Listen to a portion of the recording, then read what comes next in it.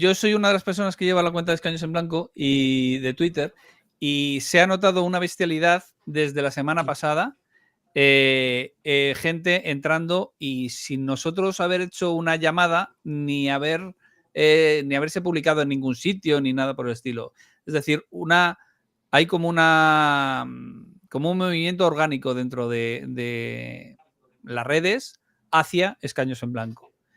De hecho, lo he ido apuntando por aquí, pero en la última semana, desde la semana pasada, ha aumentado como en 300 seguidores la cuenta de Escaños en Blanco. Así, de golpe. Y sin lo que digo, sin que haya unas elecciones de por medio, que normalmente en unas elecciones siempre sube Escaños en Blanco, también es verdad que después de las elecciones baja, y sin que haya salido en ningún lado, ni en televisión, ni en un youtuber, ni nada por el estilo, que en esos momentos también se suele subir. Pero aquí yo entiendo que es a causa de la desafección tremenda que está habiendo entre la gente hacia el PSOE por un lado y con la falta de ilusión que hay hacia el otro por Feijóo, ha empezado a haber muchísima repercusión. Y sobre esto mismo, hay unas cuentas que creo que es interesante ver, y es este. En las últimas elecciones autonómicas de Zaragoza hubo 5.300 votos nulos, hubo 7.186 votos en blanco y hubo 221.242 abstenciones. Y todos estos datos, o sea que si los sumas, pues estás en más de 230.000 votos, no tuvo absolutamente ninguna repercusión. Sin embargo, con 15.000 votos, o sea, si hubiéramos conseguido 15.000 votos en las elecciones autonómicas de Aragón en Zaragoza, se habría conseguido un escaño vacío. Y de hecho, si sumas en esas elecciones los datos... ¿Cuándo? ¿En el 23? Esto es en el 23, sí, justo. Ok. ¿Vale? Entonces, en el 2023, Escaños en Blanco consiguió 2.800 votos. Los nulos y blancos eran 5.300 y 7.000. Y si sumas nulos, blancos y escaños en blanco, habría conseguido 14.558 votos, casi 15.000. Y eso es un 3,03% de voto en Aragón, en Zaragoza concretamente, y hubiera obtenido un escaño. Es decir, que no es una locura. Es más, es que ni siquiera hace falta recurrir a los 221.000, que es con mucho la opción más votada, la más votada en las elecciones autonómicas de Zaragoza. O sea, el PP consiguió 170.000 votos y hubo 221.000 abstenciones. No sirvió absolutamente para nada. Y sin embargo, o sea, solamente contando votos blancos, votos nulos y los votos de escaños en blanco, ya se hubiera obtenido un escaño. ¿Qué quiere decir esto? Señores de Zaragoza, señores de Aragón, estamos buscando 15.000 personas que dejen un escaño vacío. Es un ejemplo. Hemos cogido este ejemplo por dar una idea de que hay muchas veces que la gente dice, no, es que lo de escaños en blanco es muy complicado, nunca consiguen nada. Es que en Zaragoza, en las elecciones de 2014 europeas, conseguimos un 2% de voto y con un 3% se saca escaño. Es decir, en Zaragoza concretamente, que además es de donde es Dieguito Dieguete, un saludo, con 15.000 votos y ya hemos conseguido una cantidad respetable de votos en Zaragoza, se podría dejar un escaño vacío. ¿Cómo se dice? Prototipo hay. Es decir, el perfil existe en España de votantes de escaño en blanco. No cabe ninguna duda que existe. Y es muy alto, pero está súper desmovilizado, por lo que yo... Hay votantes más tendientes a la movilización, tanto activa como activa el día de las elecciones solo, y exactamente el tipo de votante de escaños en blanco, crítico, pues ese tipo de votante se moviliza muy poco el día de las elecciones. Pues que sí es verdad que a lo mejor lo que apunta Rubén, estoy de acuerdo en el sentido de que es sujeto al que tienes que darle más argumentos más allá del frente en malo, pues tienes que darle más argumentos que no sean esos, y en ese sentido sí cuesta más trabajo. Pero es que hay una cantidad descomunal de gente que si nos conociese bien... Eso es. Si nos conociese bien, porque a lo mejor no han podido conocer y me han conocido a mí, y hay un problema. Y hay un problema. Pero si nos conociesen bien... Es que, a ver, yo por las cuentas que hicimos, aproximadamente nos podía estar votando un 10%, que es una bestialidad, de la gente que nos conoce. Entonces, claro, pues a lo mejor nos conoce un 10% de la gente y el 10% de un 10% es un 1%. Entonces, lo que habría que conseguir es que la gente nos conociera. Pero sí es verdad que hay cosas que a lo mejor en el pasado, o hasta ahora, más que en el pasado, hasta ahora no hemos hecho bien, quizás. Y no hemos hecho bien, por un lado, sí es verdad que un porcentaje es debido a que no hay suficientes medios, ¿vale? Estamos de acuerdo todos porque es una realidad. Pero después a lo mejor podríamos haberlo hecho un poquito menos mal de lo que lo hemos hecho. Y quizás eso está en nuestra cuenta de debe, pero yo siempre he dicho que quizás la forma de que siga creciendo, de que crezca más rápido, no es que la organización sea más proactiva en la comunicación o sea capaz de crear un método de comunicación más efectivo, que eso ayudará seguro. Pero yo creo que está en la gente, es decir, en la gente que nos conoce, que realmente esté convencida de que es una opción y que más allá de que sepa, de que se convenza o que sea capaz de defenderlo como algo suyo. Y ahí está la diferencia. No desde el activismo radical, no desde la imposición, pero sí desde, pues eso, desde el conocimiento del proyecto. Creo que ahí está el punto de inflexión. Es decir, no solamente conocer que existe, ni siquiera conocer qué es lo que se hace, sino entender realmente para qué sirve. O sea, no lo que hace, sino para qué lo hace. Quiero matizar una cosa que has dicho. Tú dices autocrítica y que a lo mejor podíamos haberlo hecho mejor. Yo creo menos mal, menos peor. Yo creo que se ha hecho muy bien. Sobre todo porque estamos vivos. Y eso ya, es un éxito. Sí. Y ahora te digo, podemos ver en los microdatos, ¿eh? Y seguimos sacando, o sea, en las elecciones europeas en las que no hicimos campaña en absoluto porque no teníamos fuerza para hacerlo, sacamos 20.000 votos, que es una cifra respetable, sobre todo si lo comparas con Izquierda Española, que estuvo saliendo en los medios y que salió en todos lados y que la gente... Muy hábiles, por cierto. La vio ya, pero 30.000 votos y nosotros 20.000 sin hacer absolutamente nada de campaña. Hay que darse cuenta que hay momentos en los que se puede y momentos en los que no. El 2011 fue un momento en el que se podía, de 2011 a 2014. En 2014 aparece Podemos y desde ese momento hasta, yo diría, la semana pasada, Escaños en Blanco no tenía ninguna posibilidad. Y no lo digo por nada, lo digo porque si te vas a mirar los votos nulos y los votos en blanco, bajaron en picado. Entonces, la gente que usa esta herramienta estaba en un momento en el que no quería usarla. Entonces, por muy bien que lo hagamos nosotros y hombre, si tuviéramos muchísimo dinero y pudiéramos hacer una campaña descomunal, ese porcentaje de gente que nos vota podría haber dejado un escaño vacío. Pero es que no tenemos los medios y no tenemos la gente y no tenemos esto. Entonces, yo diría que desde la semana pasada estamos entrando en el momento en el que Escaños en Blanco puede tener éxito. Entonces, que consigamos ahora un escaño o no va a depender de lo bien o mal que lo hagamos ahora. Simplemente que durante todo este periodo haya habido gente que haya estado manteniendo el partido, presentándolo en las elecciones, llevando un juicio contra el Ministerio del Interior que quería extinguir el partido por inactividad durante la pandemia. Todas esas cosas y que el partido siga existiendo, eso es que se ha hecho estupendamente bien. La cuestión es que a partir de ahora, si lo hacemos bien, podríamos conseguir un escaño porque ahora sí que entramos en el momento de poder conseguir un escaño. Lo que decía Rubén es cierto. La gente le gusta ir a caballo ganador.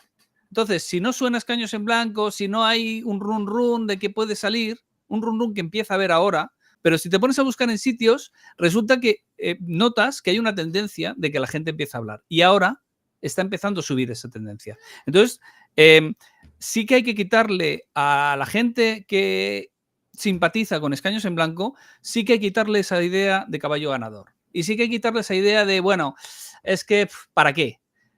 Cada vez que hay unas elecciones, nosotros, presentándonos a las elecciones, y es una cosa que no se puede hacer por abstención y no hay forma de que lo entiendan, cada vez que nos presentamos a las elecciones podemos ver qué tendencia hay. Podemos ver si ese apoyo ha crecido, si ese apoyo se ha reducido. Entonces, cada elección, cada convocatoria electoral, la gente que simpatiza con escaños en blanco tiene que ir y votar a escaños en blanco. Y si puede ayudar a que se presente escaños en blanco, pues mejor. Te digo más, recoger firmas. Más importante, recoger firmas. Viendo los datos, y me reitero, viendo los datos 2019 y 2023, donde escaños en blanco conseguía firmas para presentarse, en el 90%, 80 y mucho por ciento, 90 y pico por ciento, donde se presentaba escaños en blanco sin altavoz en generales, ¿vale? Pues quitando a todas las fuerzas con escaño, obviamente, y además al Pacman, escaños en blanco ganaba al resto. Y lo digo así, ¿eh? Bueno. Escaños en blanco ganaba al resto y solo en alguna, como Cuenca o La Rioja, creo que la adelantó el Frente Obrero, o casi. Pero que en el resto, escaños en blanco ganaba el resto de fuerzas minoritarias. O sea, no seas tan cruel. Yo creo que en 2013 y 2012 ganaba incluso al Pacma. Escaños en blanco ganaba incluso al Pacma. Hubo un momento bueno ahí y creo que depende de eso que yo decía antes, de saber cuándo es el momento y cuándo no es el momento. Y ahora es el momento. Me preocupa bastante más que cuando el proyecto sale en un medio de comunicación sea reconocible. Por eso que tú has dicho antes, porque cuando llega el momento, ese momento no es cuando hay que empujar. Hay que empujar antes. Y entonces, cuando llegue ese momento, que esté todo preparado para poder usarse. ¿Vale? Y ahí es donde yo voy, ahí es que a veces me cuesta explicar las cosas, ese es el porqué de que podíamos verlo. Quizás no hemos centrado demasiado en sacar elecciones que no tenían mucho sentido adelante, y no vamos a entrar en ese debate, pero yo creo que hay elecciones en las que hemos perdido el tiempo en algo que no ha aportado gran cosa.